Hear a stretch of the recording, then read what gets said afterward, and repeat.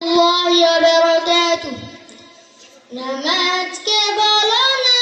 কাজ আছে কাজকে বলো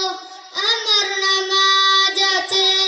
নামাজকে বলো না কাজ আছে কাজকে বলো আমার নামাজ আছে নামাজ দিন পরপারে কি জবাব দিবে তুমি প্রভুর কাছে